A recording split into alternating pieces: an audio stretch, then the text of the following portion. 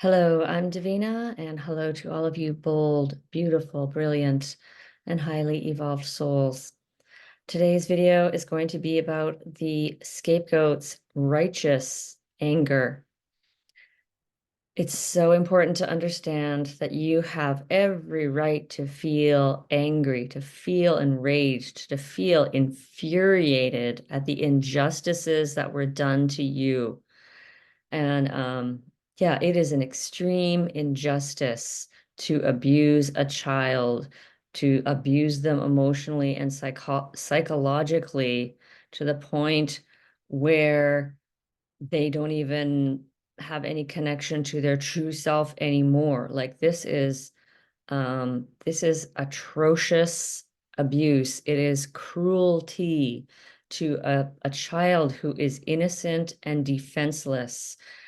And I just want to let you know, and I'm sure you already know, but sometimes it helps just to have that validation that you have a right to your anger.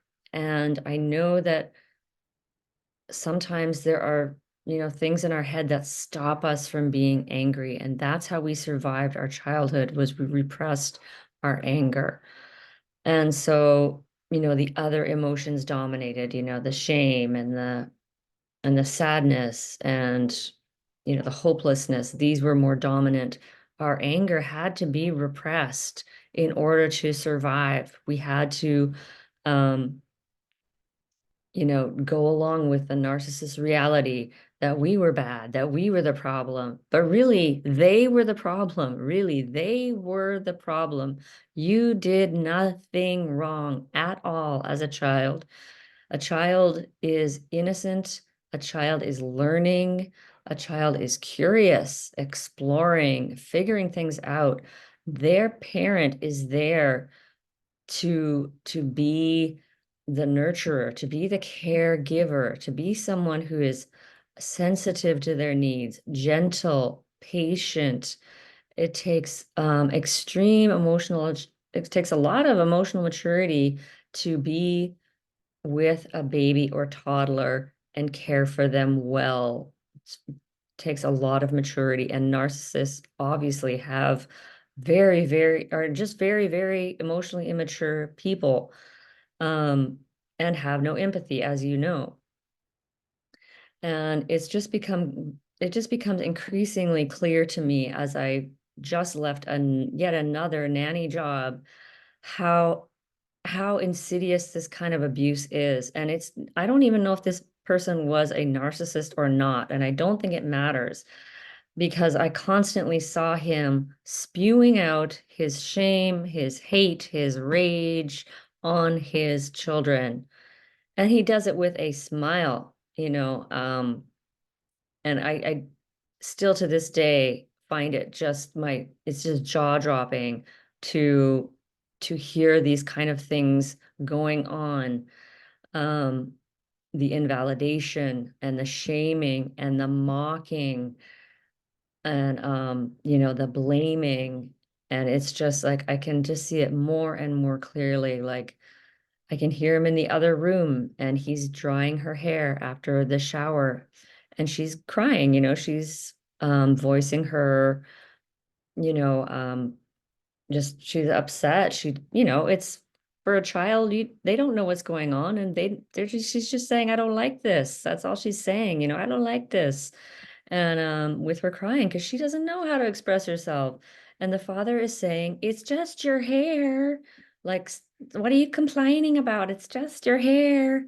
And this happens like every like 3 minutes. I swear to God, even less than that, that parents um are doing this. And it's so confusing because 1 minute they do seem like they're a tiny bit caring, maybe he's massaging her back or he's like saying something that's kind of, I don't know,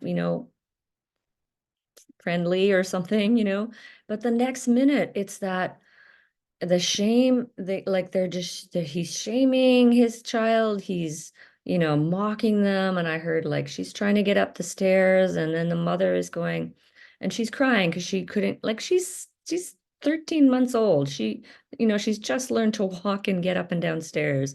And one day she's she's just sitting there trying to get up the stairs, but she doesn't want to go up. And I don't know why, but she's crying. And the mother says, "What, did you forget how to get up the stairs?" And that's probably exactly what my mother sounded like, these kind of comments, like the girl ripped her envelope. And then instead of the mother being compassionate about it, she said, "Well, you should have thought about that when you ripped it." You know, it's cruelty, cruelty, cruelty, cruelty.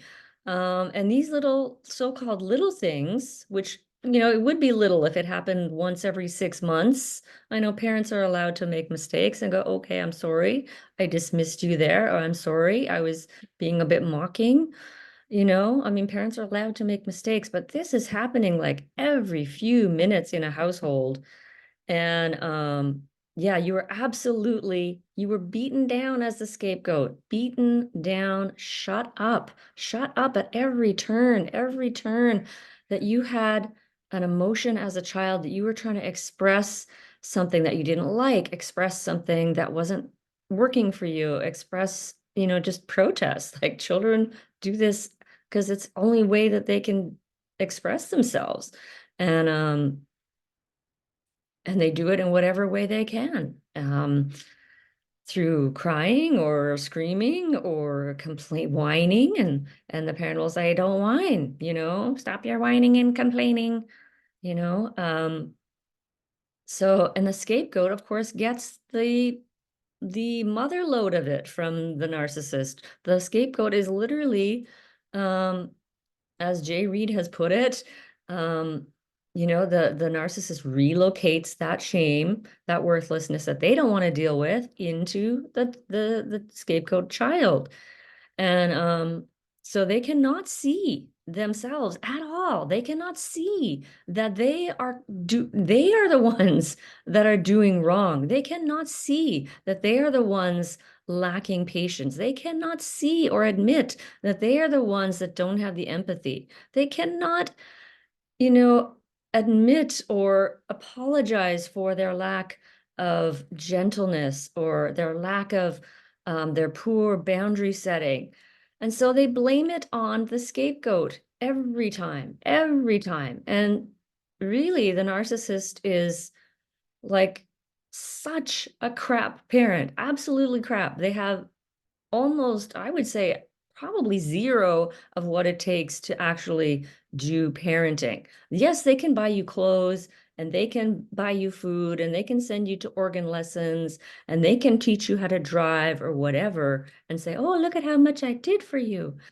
But the real actual parenting, which is being there for your child, supporting your child emotionally, explaining things to them, explaining why you're setting that boundary rather than just setting some sort of punishment, like, you know, unrelated punishment, like if you don't get off the bed, you don't get ice cream tonight. You know, it's like, you know, just punishment, you know, instead of like showing them a boundary that's, um, and then out of, you know, don't stand on the bed because that's dangerous and I don't want you to get hurt. So I can't let you be standing on the bed. And if you don't get off the bed, I'm going to come and take you, bring you down, not take you down, but you know, lift you off the bed and or whatever, like setting a boundary through love and explaining things like, "This is why I'm doing this. This is why you're wearing your muddy buddy today. You're wearing your muddy buddy. It's raining, wet. It's wet.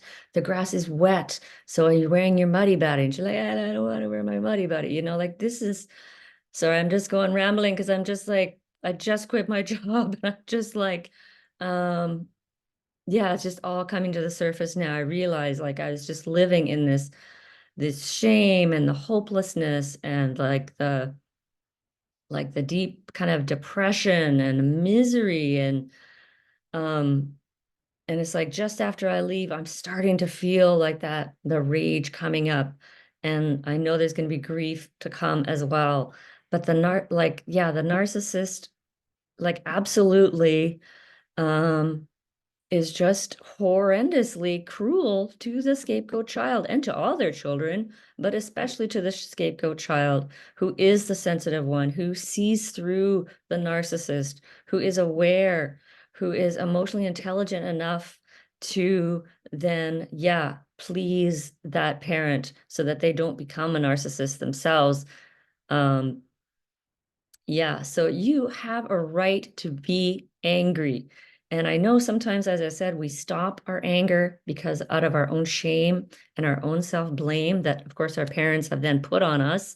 It's like, as I've said before, that perfect crime, really, to commit a crime and convince your victim that they are the ones responsible for that crime. Um, so, the shame and the blame, we justify things because this is how, again, we survive, justify their behaviors while they're stressed out or they're having a hard time, or, I know I can see they're really busy. So, we give them lots of excuses, lots of justifications for their behavior. This is not your fault. This is just survival mechanism. But just to become aware of those things. Another thing one I do is like to be extra humble. Like I think I'm being so humble. Well, I do that too sometimes, or maybe I'm a little bit like that. Just put your humility aside and be humble later. When you want to get angry, just allow the anger. Just really to say it's okay to be angry. Allow yourself to feel the rage, feel the fury, and this will start opening the doors to the grief and the pain and the hurt. Um, and this is all, as I've said a million times, excruciatingly painful and extremely difficult. Um, yeah, I said I wasn't going to ramble today, but there you go. Thank you, as always, for listening, for being here. I would love to hear any stories you'd like to share about whatever things that happened to you in your childhood or things that your narcissistic parent did. Um, Please share below, comment, questions, always welcomed. And please like the video if you like it. I think it will help, other people maybe to see this. So thank you as always, and sending you many, many blessings of healing and awakening on your journey. Did I say that right? Sending you many blessings of, I don't even remember how I normally say that. If you're still here, thank you again. And I'm Davina at Boldness Blooming.